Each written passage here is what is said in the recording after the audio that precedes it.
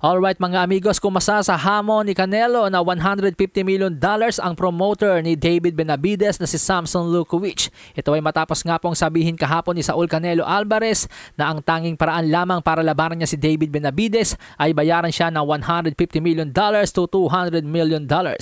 Ayon kay Samson Lukowich mga amigo, sa kanyang palagay seryoso na si Canelo na kapag nabigyan ito ng $150 million papalag na talaga ito kay Benavidez. Dahil kapag hindi nga daw po talaga nilabanan ni Canelo itong si Benavidez magiging kahiya-hiya ito para sa boxing.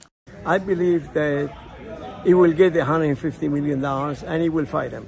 You know, if it be shameful for boxing, we destroy part of our sport if he doesn't fight Benavidez. At least ngayon, alam na daw po ni Samson Lukowich kung magkano talaga ang gusto ni Canelo. Ang unang offer po kasi mga amigos ni Samson Lukowich kay Canelo ay $55 million to $60 million. So mabuti daw po't nagkakaintindihan na sila ngayon. Kakayanin daw po ang $150 million pero mukhang hindi sigurado sa $200 million. Although daking pa rin ito sa tingin ng karamihan mga boxing analysts, experts at mga fans, ang pagpapataas ng presyo sa sarili ay isang uri nga daw po ng pag-iwas pero hindi naman po sumasama ang loob ni Samson Lukowich sa diskarte ni Canelo. Sa katunayan, napuri pa nga po niya ang pagiging mautak na businessman ni Canelo. So now we know the price. He's very smart, very good businessman, Canelo. I don't know if he reached the 200 but the $150 million, why not?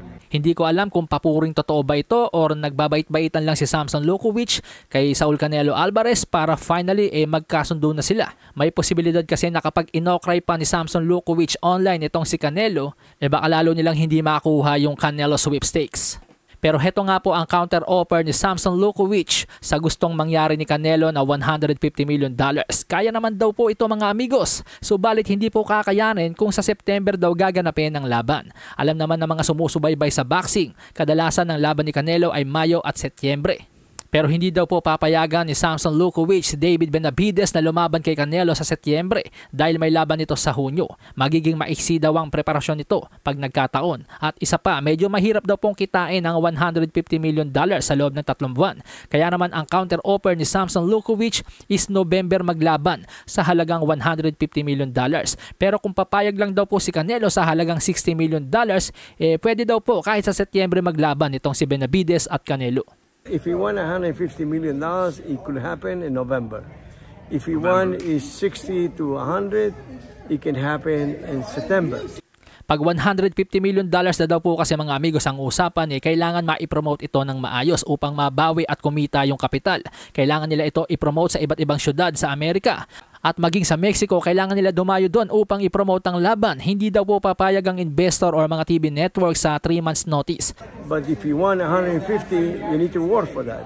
And the TV will not agree on 3 months notice. So medyo nagkakalinaw na kahit papaano mga amigos mula ng presyohan ni Canelo ang kanyang sarili. Maging si Benavidez na tumira kay Canelo kahapon, napasabi nga po ng just wait on it. Don't be surprised when this fight happens in September.